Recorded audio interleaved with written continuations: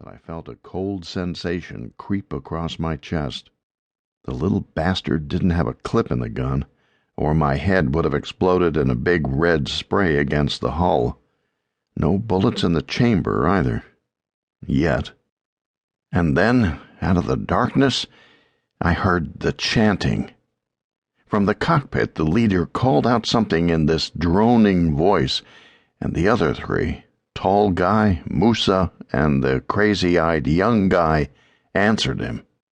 I leaned forward, trying to figure out what they were saying. It was obviously some kind of religious ceremony, like a Latin Catholic Mass back in Massachusetts when I was growing up. A few hours ago, these guys had been laughing and telling jokes and boasting how they were real Somali sailors 24/7. You could almost forget they were pirates, and I was their hostage. Now everything was different. It was like we'd gone back 10 centuries, and they were asking Allah for his blessing for what they were about to do. I knew what was happening, but I didn't have to sit there and take it. "What are you going to do now? Kill me?" I yelled up to the leader. In the darkness, I could hear him laugh. I saw the flash of his teeth, and then he coughed and spit. Then the 4 of them went back to the chanting. I tried to move my hands and loosen the rope, but I had to give it to Musa. He could tie a goddamn knot like nobody's business. The prayers came to an end just like that. The boat was quiet, and I could hear the splashing of the waves again. I stared into the darkness, looking to see the muzzle of an AK-47 being raised toward me. Nothing. "You have a family?" The voice was mocking, self-assured. He was the leader, no question. "Yeah, I have a family," I said. I realized with a feeling of panic that I hadn't said my goodbyes to them. I bit down on my lip. "Daughter? Son?" "I have a son, a daughter, and a wife." Silence. I heard some rustling up near the cockpit. Then the leader spoke again. "That's too bad," he said. He was trying to rattle me, and he was doing a damn good job of it, actually. "Yeah, that is too bad," I shot back. Whatever they did or said, I couldn't let them know they'd gotten to me. Musa came toward me down the aisle of the lifeboat. He took some white cotton cloth that he'd torn from a shirt and laced it through the ropes around my hands.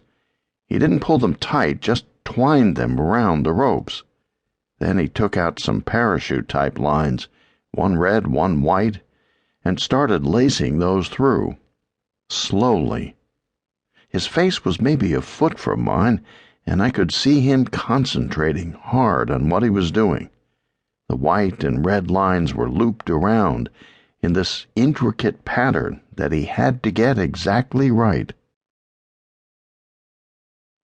It's a weird feeling, watching yourself being prepared to die. It was like they expected me to go along with my own murder, to be a good victim and not say a word. I felt a jolt of anger shoot through me. These guys were not going to take me away from my family, from everything and everyone I loved. No way. When Musa was done, he walked back to the cockpit. The Somali started talking again, regular conversation this time, and they seemed to come to some kind of an agreement. I saw the leader hand his pistol to tall guy, who came walking down the aisle toward me. So, he'd been chosen to do the job. Tall guy sat down behind me on the orange survival suit. For some reason, they had to be standing or sitting on something orange or red during the ritual. He checked the 9mm clip, slammed it back in, and then played with the gun. It was like he was toying with me. The one I called young guy, the one who'd been staring at me the whole 2 days, smiling like a deranged maniac, came over and dragged my feet onto the exposure suit. At the same time, Musa came down and started tugging hard on my arms. They were trying to get me in the right position, I guess, for a clean killing. The leader was shouting at Musa.